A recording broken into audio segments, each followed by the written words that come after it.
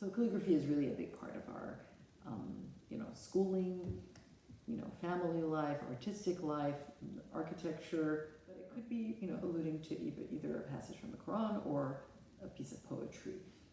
There's two traditions that I'm a part of, and one is the Islamic tradition. In Islam, you're not allowed to use the face of like a prophet or God's image, because that would be idolatry. And so mosques and decoration actually started to use a lot of calligraphy. The letters are so curvaceous and so beautiful that it creates a sort of infinite surface, and it becomes almost like a decorative motif. And then another tradition that we have in Iran is the tradition of poetry.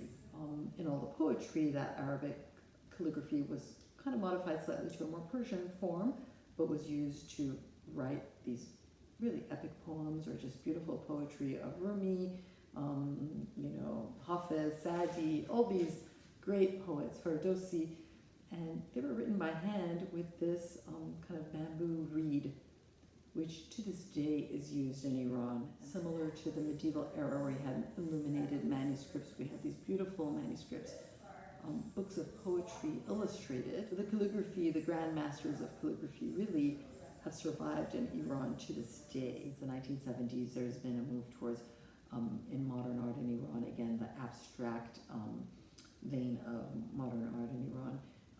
A lot of calligraphic flourishes have been kind of incorporated into a lot of modern Persian, and I would even say Middle Eastern art. So Timothy, when he saw my art, which I've tried to use some calligraphic elements in my art, asked if I could incorporate some of the words of Rumi into the set design. I started reading his work and finding some words that get repeated quite a bit in the poetry, and putting them on what I envisioned, these almost like tiles. These tiles that were weathered and were, kind of maybe in a state of, they were chipped or kind of in a state out, maybe in the windswept desert or something. They gave me the canvases that had already been sort of prepped with this almost like a tea-stained color.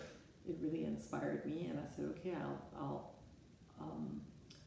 paint these calligraphic brush strokes, but instead of them being the positive stroke on the quote-unquote tile or manuscript, they'll be the negative and will allow light to go through. So the brush strokes are placed in a not to cover the canvas completely, but to allow light to come through and create this sort of dappled effect that you get with light coming through, like a big canopy of leaves. And then these negative shapes of the letters, which light can go through, would almost be like the limbs, the branches of the trees. And but from the front, they would appear more tile-like. When the light goes through the back, they appear more leaf-like. And of course, there's the famous tree in the Handel aria, which refers to the plane tree. And that was also a big source of inspiration for Timothy and for me.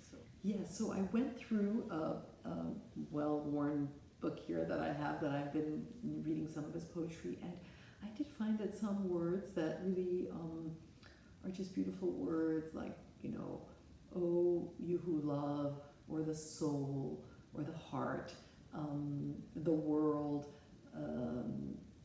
sometimes some combination of words, like the soul and the world, Jan o Jahan, this alliteration that occurs there, Jan o Jahan, but also the world and the soul. Just there's this beauty that goes where these words are used often. I would maybe read 10 poems and find some of these words just recurring. Okay, why don't I make it almost so that these tiles hanging above the tree in the stage set, you could almost put different combinations together and create these short, like 2-word poems or 3-word poems. And I was having a lot of fun figuring out what words would work. And then some words, I just love the shapes. So I had to find some words that not only did I like the meaning and they had this powerful, repetitive use in his poetry, but also I like the shapes too. The most famous one, of course, is Hiç, which is nothing or nothingness. Many Persian artists have used that word Hiç, and immediately people think of Rumi because it's almost like his trademark word. And I really hesitated whether I was going to do a canvas with each, and until the last minute I wasn't sure whether I was, and then I finally said, you know what, I'm just going to take a stab at it, and I'm going to do my own version to